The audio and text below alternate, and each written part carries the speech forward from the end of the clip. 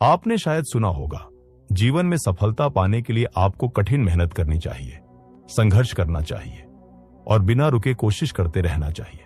यह सुनकर हमें लगता है कि यह सबसे सटीक तरीका है। हम विश्वास करते हैं कि जितना ज्यादा हम संघर्ष करेंगे उतना ही हम अपने लक्ष्य को पालेंगे। लेकिन क्या अगर यही सिद्धांत पूरी तरह से गलत हो? क्या होगा अगर मैं आपको बताऊं कि जितना हम किसी चीज के लिए ज्यादा जोर लगाते हैं वह उतनी ही हमसे और दूर चली जाती है। क्या आपने कभी सोचा है कि जब हम किसी चीज को बहुत ज्यादा पाने की कोशिश करते हैं, जैसे कि खुशी, प्यार, सफलता या शांति, तो वह हमें और दूर क्यों जाती है? क्यों जब हम अपने जीवन में संतोष और शांति की तलाश करते हैं तो अंदर की बेचैनी और बढ़ जाती है? क्यों जब हम किसी लक्ष्य को हासिल करने के लिए लगातार दौड़ते रहते हैं तो वह हमें कभी पूरी तरह से नहीं मिलता? यह कोई संयोग नहीं है, बल्कि यह एक गहरी और प्राचीन सच्चाई है जिसे द बैकवर्ड लॉ कहते हैं। यह सिद्धांत हमें बताता है कि सच्ची सफलता, शांति और संतुष्टि का राज कभी भी जोर लगाने में नहीं बल्कि छोड़ने में है। जितना हम किसी चीज को जबरदस्ती पकड़ने की कोशिश करते हैं वह उतनी ही हमारे हाथों से फिसलती जाती है। आप यह सोच सकते हैं कि क्या सच में? हम सब जानते हैं कि सफलता, खुशी और शांति पाने के लिए कड़ी मेहनत करनी पड़ती है। लेकिन क्या अगर असल में कड़ी मेहनत से ज्यादा स्वाभाविक रूप से जीने की कला है और यही हमें हमारी मंजिल तक पहुंचाती है? आपने कभी महसूस किया है कि जब आप बहुत ज्यादा कोशिश करते हैं तो चीजें उलटी दिशा में क्यों जाती हैं? जब आप सोचते हैं कि अब बस और थोड़ा और मेहनत करने से परिणाम आएगा तो आपको लगता है कि कुछ और समय या प्रयास की जरूरत है। यह विचार आपके भीतर एक संघर्ष और असंतोष का जन्म देता है। वहीं अगर आप थोड़ी देर के लिए इस सोच को छोड़ दें और बस उसी क्षण में रहें तो क्या होता है? क्या जब आप खुद को और दुनिया को थोड़ा सा ढीला छोड़ देते हैं तो क्या चीजें अपनी जगह पर नहीं आने लगती? यह वही सिद्धांत है जिसे प्राचीन समय के महान संतों और दार्शनिकों ने समझा था और जिसे आधुनिक विज्ञान भी मान्यता दे रहा है। द बैकवर्ड लॉ यह कहता है कि जब हम अपनी इच्छाओं से बहुत ज्यादा चिपक जाते हैं तो हम जो चाहते हैं वह हमारे पास नहीं आता। असल में हम उस दिशा में जा रहे होते हैं जो हमें और अधिक तनाव और असंतोष देती है। आज हम इस सिद्धांत की परतें खोलने जा रहे हैं। हम देखेंगे कि कैसे छोड़ने का तरीका असल में हमें जीवन में अधिक शांति, संतोष और सफलता दिला सकता है। भाग 1, पीछा नहीं, स्वीकार करना सीखिए। कल्पना कीजिए आपके हाथ में पानी है। अगर आप अपनी मुट्ठी कसकर उसे पकड़ने की कोशिश करें तो वह उंगलियों के बीच से फिसल जाएगा। लेकिन यदि आप अपनी हथेली को खुला छोड़ दें तो वह पानी सहज रूप से थमा रहेगा। यही सिद्धांत हमारे जीवन पर भी लागू होता है।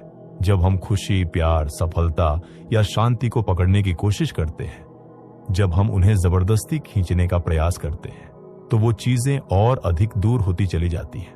ये केवल दर्शन नहीं है बल्कि प्रकृति का नियम है जिसे प्राचीन परंपराओं ने सदियों पहले समझ लिया था। ताओवाद में इसे कहा गया है वू वेई, यानी ऐसा कर्म जो बिन प्रयास के फलित हो। एक चित्रकार हेनरी की कहानी लीजिए। वो वर्षों तक अपने चित्रों को मशहूर करने के लिए संघर्ष करता रहा। प्रदर्शनियों में गया, सोशल मीडिया पर प्रचार किया, लेकिन मान्यता नहीं मिली। एक दिन थक हार कर उसने चित्र बनाना सिर्फ अपने आनंद के लिए शुरू कर दिया, बिना किसी अपेक्षा के। और कुछ ही महीनों में उसकी कला लोगों के दिलों तक पहुंच गई। जब उसने छोड़ा तभी सब कुछ आया। हमें बताया गया कि जो कुछ भी चाहिए उसके पीछे दौड़ो, लेकिन सच्चाई यह है जब हम किसी चीज की अति इच्छा करते हैं तो हम उसकी कमी की ऊर्जा प्रसारित करते हैं और ब्रह्मांड हमारी ऊर्जा का ही उत्तर देता है। इसलिए पहला रहस्य है, जबरदस्ती छोड़िए और स्वीकृति की शक्ति को जानिए। जब हम जीवन को वैसे ही स्वीकार करते हैं जैसे वह है, बिना किसी होना चाहिए कि उम्मीद के, तो जीवन स्वयं हमें वहां ले जाता है जहां हमें होना चाहिए। अब कल्पना कीजिए, एक नदी को वह कभी जोर से धक्का नहीं देती, ना ही पत्थरों से लड़ती है। फिर भी वह चुपचाप पहाड़ों को काट देती है, रास्ते बना देती है और समुद्र तक पहुंच जाती है। यही है वो वे, बिना संघर्ष के, बिना जोर के सहजता से बहना। इस विचार को सबसे पहले प्राचीन ताओवादी संतों ने समझा और जिया। उनके अनुसार सच्चा कर्म वह होता है जिसमें कोई आंतरिक बल नहीं लगाया जाता, कोई घबराहट या जिद नहीं होती, सिर्फ प्रवाह होता है। आज की दुनिया में हम इससे ठीक उल्टा करते हैं। हर चीज को कंट्रोल करने की कोशिश, हर मोड़ पर योजना, हर पल पर पकड़। लेकिन क्या आपने देखा है कि जब हम किसी काम को जरूरत से ज्यादा सोचकर करने लगते हैं तो वह उलझ जाता है। मनोविज्ञान भी यही कहता है, जब आप कोई परफॉर्मेंस बहुत जरूरी बना लेते हैं तब परफॉर्मेंस एंग्जाइटी पैदा होती है, मन और शरीर में तनाव आता है और परिणाम उल्टा हो जाता है। तो अगली बार जब आप किसी चीज को जबरदस्ती करने लगें, जरा रुकिए, गहरी सांस लीजिए और सोचिए, क्या मैं नदी की तरह बह सकता हूं? भाग दो। इच्छा नहीं, समर्पण में शक्ति है। आपने शायद सुना होगा, जहां चाह है वहां राह है। लेकिन क्या आपने कभी सोचा है, जब इच्छा अत्यधिक हो जाती है, जब वह लालसा बन जाती है, तब राह और भी मुश्किल हो जाती है। यही वह जगह है जहां बैकवर्ड लॉ फिर से सामने आता है। जब हम किसी चीज को जरूरत से ज्यादा चाहते हैं, प्यार, पैसा, सफलता, तो उस इच्छा के पीछे एक भय छुपा होता है। भय कि अगर यह नहीं मिला तो मैं अधूरा रह जाऊंगा। और यही भय, यही कमी की ऊर्जा ब्रह्मांड में प्रतिरोध पैदा करती है। यानी जब हम कुछ को पाने की बेताबी से कोशिश करते हैं तो हम अनजाने में उसकी अनुपस्थिति को और गहरा कर रहे होते हैं। रूमी ने लिखा है, let yourself be silently drawn by the strange pull of what you really love, it will not lead you astray. खुद को चुपचाप उस चीज की ओर बहने दो जिसे तुम सच्चे मन से प्रेम करते हो। वह तुम्हें कभी गलत दिशा में नहीं ले जाएगी। इसका अर्थ यह नहीं कि आप इच्छाएं छोड़ दें, बल्कि इच्छा को जिद में न बदलें। आप बीज बोइए, लेकिन उसकी जड़ें खींच खींच कर न देखें कि कब पेड़ बनेगा। याद रखिए, जो चीज आप सच्चे दिल से चाहते हैं वह आपकी ओर तभी आती है जब आप उसे आमंत्रित करते हैं। भाग 3, छोटे मैं का समर्पण। ब्रह्मांडीय बुद्धि के साथ जुड़ाव। हम सब के अंदर एक छोटा मैं होता है, वह जो हर चीज को कंट्रोल करना चाहता है, सभी रास्ते खुद बनाना चाहता है और हमेशा सही निर्णय लेने की कोशिश करता है। लेकिन क्या कभी सोचा है कि यही छोटा मैं हमारे सामने आने वाले असली धन और संपत्ति को रोकता है? इसीलिए प्राचीन योग और दार्शनिक परंपराएं समर्पण की बात करती हैं। समर्पण का अर्थ ये नहीं है कि आप अपना आत्मसम्मान या आत्मविश्वास खो बैठे, बल्कि यह है अपने छोटे मैं को छोड़कर ब्रह्मांडीय बुद्धि के साथ जुड़ जाना। भगवद गीता में श्री कृष्ण ने अर्जुन से कहा था, जब तुम मुझे समर्पित हो जाओगे तो सब कुछ खुद ब खुद तुम्हारे पास आएगा। ये समर्पण केवल किसी शक्ति या ईश्वर के प्रति नहीं, बल्कि अपने सकारात्मक विचारों और अंतर्दृष्टियों के प्रति है। जब हम अपने छोटे मैं को छोड़ देते हैं और स्रोत के साथ एक होते हैं, तब हम आत्मसात कर लेते हैं उस ब्रह्मांडीय बुद्धि को जो हमारी दिशा को स्पष्ट करती है। समर्पण का अर्थ यह नहीं कि आप अपने प्रयासों को छोड़ दें, बल्कि इसका अर्थ है आप जो कर रहे हैं उसे पूरी तरह से खुले दिल से करने देना और विश्वास करना कि परिणाम स्वयं आपके लिए सबसे अच्छे होंगे। इस समर्पण में शक्ति है, क्योंकि जब आप संसार से कुछ नहीं मांगते तो वह खुद ब खुद आपके पास आता है। भाग 4, जीवन से संघर्ष छोड़ना, स्वीकृति में शक्ति। हमारे जीवन में अधिकांश समस्याएं उस समय उत्पन्न होती हैं जब हम जीवन के प्रवाह से लड़ने की कोशिश करते हैं। हम कंट्रोल करने की कोशिश करते हैं, हर स्थिति को अपने अनुसार ढालने की कोशिश करते हैं। लेकिन इस संघर्ष का परिणाम क्या होता है? अधिक तनाव, अधिक चिंता और सबसे बड़ी बात, अधूरी सफलता। यह ठीक वैसे ही है जैसे कि आप चीनी की बोरी को समुद्र में फेंकने की कोशिश कर रहे हैं। आप जितना कोशिश करेंगे, समुद्र उतना ही उसे और गहरे खींचेगा। यहां पर स्वीकृति और गति की बात आती है।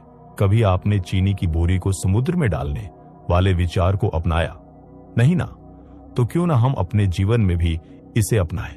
स्वीकृति का मतलब यह नहीं है कि हम अपने लक्ष्य को छोड़ दें, बल्कि इसका मतलब है कि जो कुछ भी हमारे जीवन में हो रहा है उसे हम खुले दिल से स्वीकार करें और जीवन के प्राकृतिक प्रवाह के साथ चलें।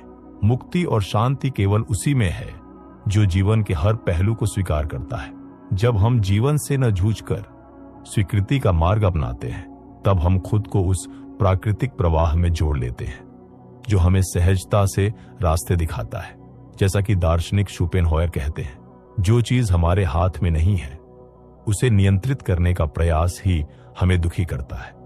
यह सिद्धांत वास्तव में क्वांटम फिजिक्स के सिद्धांत से भी जुड़ा हुआ है, जिसमें कहा गया है कि हम जिस दिशा में विरोध करते हैं उसी दिशा में हमारी ऊर्जा विस्तारित होती है। उदाहरण के लिए जरा सोचिए, जब आप नदी के खिलाफ तैरने की कोशिश करते हैं, क्या होता है? आप थक जाते हैं और परिणाम स्वरूप आप नदी के प्रवाह के विपरीत जाते हैं। अब अगर आप नदी के साथ बहने का निर्णय लें तो आपको सख्त प्रयासों की आवश्यकता नहीं होती, आप बस बिना संघर्ष के बहते हैं। इसी तरह जीवन में संघर्ष छोड़ने से हमारे रास्ते खुद ब खुद खुलने लगते हैं। हमें सिर्फ स्वीकृति और सामंजस्य की आवश्यकता है। आप देख सकते हैं कि स्वीकृति केवल किसी बाहरी परिस्थिति को स्वीकारने का नाम नहीं है, बल्कि यह अपने भीतर की अंतरात्मा और विश्वास से भी जुड़ा हुआ है। आप इस मानसिकता को अपने जीवन में कैसे लागू कर सकते हैं? ये सोचिए, आज आप किस पहलू से संघर्ष कर रहे हैं, उसे स्वीकार करें और देखें कि जीवन खुद ब खुद आपको समाधान कैसे दिखाता है। तो क्या आप तैयार हैं इस बदलाव के लिए? भाग 5, सच्ची शक्ति। आप स्वयं हैं, ब्रह्मांड से अलग नहीं। आपने सुना है ना कि हमें अपनी शक्ति कहीं बाहर से मिलती है, चाहे वह किसी शिक्षक से हो, किसी विचारधारा से हो या फिर किसी बाहरी सफलता से। लेकिन असल में आप ही वह शक्ति है, और यही सबसे बड़ी सच्चाई है जिसे हम अक्सर अनदेखा कर देते हैं। जब आप स्वयं को बाहरी दुनिया से अलग समझते हैं तो आप हमेशा उस बाहरी शक्ति की तलाश में रहते हैं। आप मानते हैं कि आपकी सफलता, आपकी खुशियां या आपकी शांति किसी और के द्वारा निर्धारित की जाती है। लेकिन क्या होगा अगर ये विचार पूरी तरह गलत है? प्राचीन धार्मिक और दार्शनिक शिक्षाएं जैसे कि भगवद गीता, ताओवाद और ज़ेन बुद्धिज्म ने हमें यही सिखाया है। आप ही ब्रह्मांड की शक्ति का स्रोत है। जो आप चाहते हैं वह बाहर नहीं है, वह आपके भीतर है। जब आप अपनी सच्ची शक्ति को पहचानते हैं तो आप अपने जीवन के हर पहलू को बदल सकते हैं। उदाहरण के तौर पर मान लीजिए कि आप एक कलाकार हैं और आपको अपनी कला में सुधार लाना है। आप जितना अधिक बाहरी तकनीकों और सीखने के तरीकों पर जोर देंगे, उतना ही आप अपनी कला से दूर होंगे।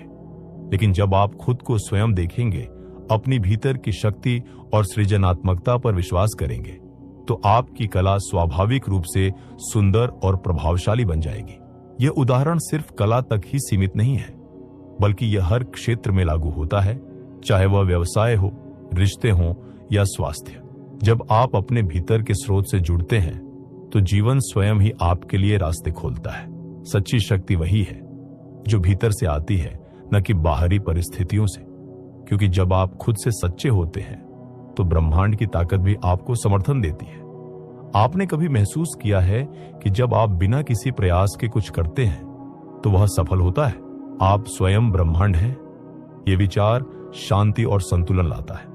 ब्रह्मांड कभी विरोध नहीं करता, वह हमेशा आपके साथ है। यदि आप उसके प्रवाह में चले तो यह स्वीकृति और संपूर्णता का एक अनुभव है। आप जितना अधिक स्वयं को जानेंगे, उतना अधिक आप अपनी वास्तविक शक्ति को महसूस करेंगे। आखिरकार आप जो खोज रहे हैं वही आप हैं। जब आप यह समझते हैं तो जीवन की प्रत्येक चुनौती एक अवसर बन जाती है। आपके भीतर एक असीम शक्ति है जो केवल आपके स्वयं के विश्वास और आत्मज्ञान से ही जागृत हो सकती है। दुनिया आपके भीतर शुरू होती है और आपके भीतर ही समाप्त होती है। यह समझकर क्या आप अब अपने जीवन के नियंत्रण को छोड़ने के बजाय स्वयं के स्रोत में शक्ति पाना चाहेंगे? यह सोचने के लिए कुछ समय लें और हमें बताएं, क्या आप अपने भीतर की शक्ति को पहचानने के लिए तैयार हैं? कमेंट में लिखें, मैं हूं वह शक्ति। भाग 6, सच्ची शांति और आध्यात्मिक संतुलन कैसे पाए? आध्यात्मिक संतुलन और शांति को पाने के लिए सबसे पहली और महत्वपूर्ण बात यह समझनी होती है कि यह बाहरी दुनिया से नहीं, बल्कि हमारे भीतर से उत्पन्न होती है। हम अक्सर सोचते हैं कि शांति या संतुलन केवल तभी मिलेगा जब हमारी समस्याएं समाप्त हो जाएं या बाहरी हालात सही हो जाएं। लेकिन यह सब एक भ्रांति है। असल में जब तक हम भीतर से शांत नहीं होंगे, तब तक बाहरी समस्याएं कभी भी हमें पूरी तरह शांति नहीं दे सकती। कई प्राचीन शिक्षाएं यह बताती हैं कि शांति और संतुलन प्राप्त करने का सबसे शक्तिशाली तरीका है स्वीकृति और मुझे जैसे हैं वैसे ही स्वीकारना। जब हम जीवन के उतार चढ़ाव को सहज रूप से स्वीकारते हैं, तो हम उनकी ऊर्जा का सामना करते हुए उन्हें पार कर सकते हैं। यह वही सिद्धांत है जिसे बुद्ध और जीसस क्राइस्ट ने अपनी शिक्षाओं में बार बार बताया। जो है, जैसा है, उसे ऐसे ही स्वीकार करो। अब आपको यह जानकर हैरानी हो सकती है कि स्वीकृति का मतलब यह नहीं है कि हम अपनी समस्याओं को देखकर उन्हें खामोश बैठकर देख लें। स्वीकृति का मतलब है हमारे अंदर जो कुछ भी है उसे पहचानना, उसे महसूस करना और उसके बाद उसे बदलने या सुधारने के बजाय उसे बस बिना किसी प्रतिरोध के स्वीकार करना। एक उदाहरण लें। मान लीजिए आप बहुत व्यस्त हैं और तनाव महसूस कर रहे हैं। साधारणतः हम इस स्थिति से भागने की कोशिश करते हैं। हो सकता है हम आराम के लिए छुट्टी की योजना बनाएं या फिर काम को और अधिक कड़ी मेहनत से करने की सोचें। लेकिन जब आप इस तनाव को स्वीकार कर लेते हैं बिना यह महसूस किए कि आपको इससे निपटना है, तो आप देखेंगे कि यह खुद ब खुद कम हो जाता है। यह स्वीकृति की शक्ति है। ताओवाद और जैन बौद्ध धर्म में इसे वू वेई कहा जाता है, जिसका अर्थ है बिना प्रयास किए सहजता से कार्य करना। यह सिद्धांत यह सिखाता है कि किसी भी चीज को करने के लिए हमें उसमें अत्यधिक प्रयास या संघर्ष करने की आवश्यकता नहीं होती, बल्कि हमें अपने प्राकृतिक प्रवाह में काम करना चाहिए। जब हम हमें जो कुछ भी मिलता है उसका स्वागत करते हैं और अपने प्रयासों को बलपूर्वक नहीं बढ़ाते, तो हम जीवन के साथ तालमेल बना सकते हैं और इसे बेजोड़ तरीके से जी सकते हैं। यह समझना बहुत महत्वपूर्ण है कि शांति कोई स्थायी लक्ष्य नहीं है जिसे हमें प्राप्त करना है, बल्कि यह एक दृष्टिकोण है। आपका आंतरिक दृष्टिकोण, आपके विचार और आपके दृष्टिकोण ही शांति और संतुलन के निर्माता होते हैं। जब आप अपने आंतरिक दुनिया को शांत करते हैं, तब बाहरी दुनिया भी खुद ब खुद शांत हो जाती है। तो सच्ची शांति पाने के लिए हमें सबसे पहले यह सीखना होगा कि हम अपनी आंतरिक अवस्था को कैसे नियंत्रित करें। यह स्वीकृति, समझ और आत्म प्रेम से आता है। जब आप खुद से प्यार करते हैं, अपने विचारों को स्वीकारते हैं और अपने जीवन के अनुभवों को बिना किसी भय के देख पाते हैं, तो शांति आपकी वास्तविकता बन जाती है। भाग 7, आंतरिक शक्ति का पता लगाना और इसे जीवन में कैसे लागू करें। हमारे भीतर एक अद्वितीय शक्ति है, एक शक्तिशाली ऊर्जा जो हमारे विचारों, भावनाओं और कार्यों को संचालित करती है। यह आंतरिक शक्ति हमारी वास्तविक पहचान है और हमें यह समझने की आवश्यकता है कि जब हम इसे पहचानते हैं और इसका सही उपयोग करते हैं, तो हम अपनी पूरी क्षमता को खोल सकते हैं। आंतरिक शक्ति का मतलब सिर्फ शारीरिक शक्ति से नहीं है। यह मानसिक, भावनात्मक और आध्यात्मिक शक्ति का सम्मिलन है। जब हम इस शक्ति को पहचानते हैं, तो यह हमें न केवल बाहरी दुनिया में सफलता की दिशा में आगे बढ़ने में मदद करती है, बल्कि यह हमें आंतरिक शांति और संतुलन भी प्रदान करती है। लेकिन यह शक्ति हमारे भीतर स्वयं छुपी हुई है और हमें इसे जानने और जागरूक करने की आवश्यकता होती है। आपकी आंतरिक शक्ति आपके विचारों से जुड़ी होती है। जब आप अपने विचारों पर नियंत्रण पाते हैं, जब आप जानते हैं कि आपके विचार ही आपके अनुभव को उत्पन्न करते हैं, तो आप इस शक्ति को सक्रिय कर सकते हैं। यह शक्ति आत्मविश्वास, दृढ़ संकल्प और स्वीकृति के रूप में प्रकट होती है। जब आप यह समझते हैं कि आपके मन की स्थिति आपकी वास्तविकता को आकार देती है, तो आप आसानी से उन विचारों और भावनाओं को बदल सकते हैं जो आपके जीवन को नियंत्रित करते हैं। इस आंतरिक शक्ति को जानने के लिए सबसे पहले आपको अपने भीतर के डर, संकोच और संकोच को पहचानने की आवश्यकता है। इन सभी चीजों के पीछे एक गहरी सच्चाई है। आपसे ज्यादा मजबूत कुछ नहीं है। आपके भीतर कोई ऐसी शक्ति है जो किसी भी परिस्थितियों का सामना कर सकती है, जो किसी भी संघर्ष से परे जा सकती है और जो किसी भी बाधा को पार कर सकती है। एक उदाहरण लें। अल्बर्ट आइंस्टीन ने कहा था, सबसे बड़ी शक्ति वह है जिसे हम अपने भीतर पाते हैं। जब आइंस्टीन ने क्वांटम भौतिकी के रहस्यों का पता लगाया, तो वह इस आंतरिक शक्ति का ही परिणाम था। इसी शक्ति ने उन्हें नए विचारों और दृष्टिकोणों को ग्रहण करने में मदद की। यह शक्ति हर किसी के भीतर छिपी हुई है। आंतरिक शक्ति का एक और महत्वपूर्ण पहलू आत्मविश्वास है।